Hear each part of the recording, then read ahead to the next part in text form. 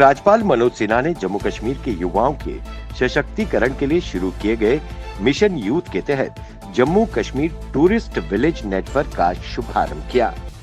इसके तहत प्रदेश के ऐतिहासिक, सांस्कृतिक व धार्मिक महत्व के अलावा अपने प्राकृतिक सौहार्द के लिए प्रसिद्ध 75 गांवों को पर्यटक गांव के रूप में विकसित किया जाएगा।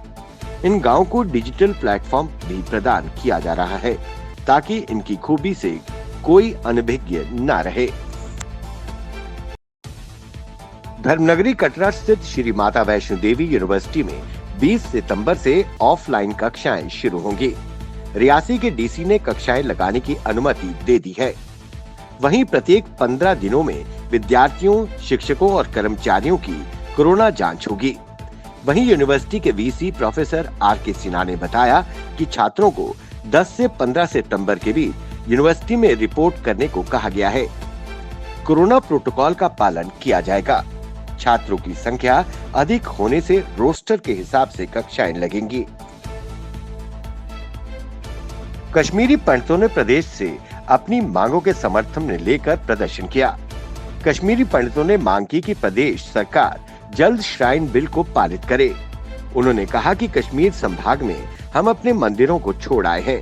उनकी सुरक्षा और प्रोटेक्शन को लेकर हम सरकार से मांग करते हैं कि उनके लिए टेंपल और श्राइन बिल लाया जाए, जैसा कि वक्फ बोर्ड है और जैसे गुरुद्वारा प्रबंधन बोर्ड है, वैसे ही संसद से टेंपल और श्राइन बिल को पारित किया जाए और इसे प्रदेश में लागू किया जाए। तालिबान जल्द ही अफगानिस्तान में अपनी सरकार के गठन का ऐलान कर सकता है। इस बीच तालिबान के बड़े नेता भले ही पाकिस्तान से सांठगांठ होने से इनकार करें, लेकिन दोनों के बीच के रिश्ते खुलकर उजागर होने लगे हैं। दरअसल इस बार पाकिस्तान की खुफिया एजेंसी ISI के प्रमुख फैज हसीद ही काबुल पहुंच गए हैं।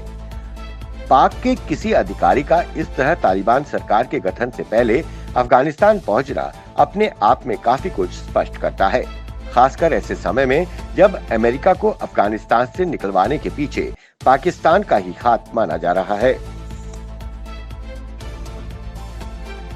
नेहरू युवा केंद्र डोडा ने चल रहे आजादी का अमृत महोत्सव समारोह के हिस्से के रूप में किश्तवाड़ में फिट इंडिया फ्रीडम रन 2 का आयोजन किया, जिसमें 75 से अधिक प्रतिभागियों ने प्रशासनिक अधिकारियों और PRI पदाधिकारियों के संग भाग लिया।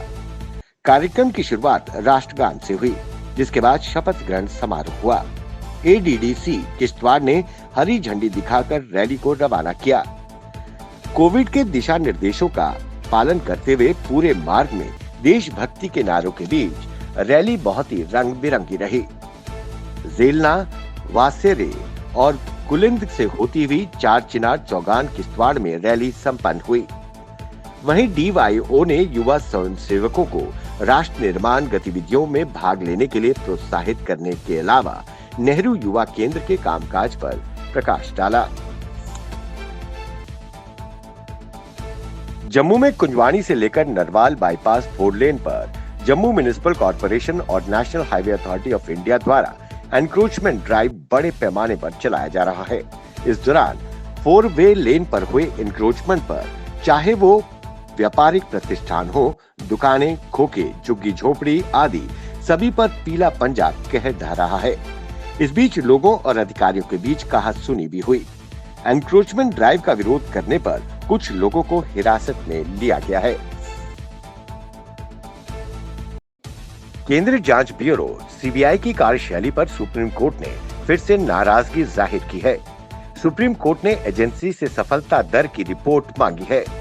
CBI की ओर से चलाए जा रहे मुकदमों में देरी का हवाला देते हुए सुप्रीम कोर्ट ने अदालती मामलों में एजेंसी की सफलता दर पर आंकड़े सौंपने को कहा है।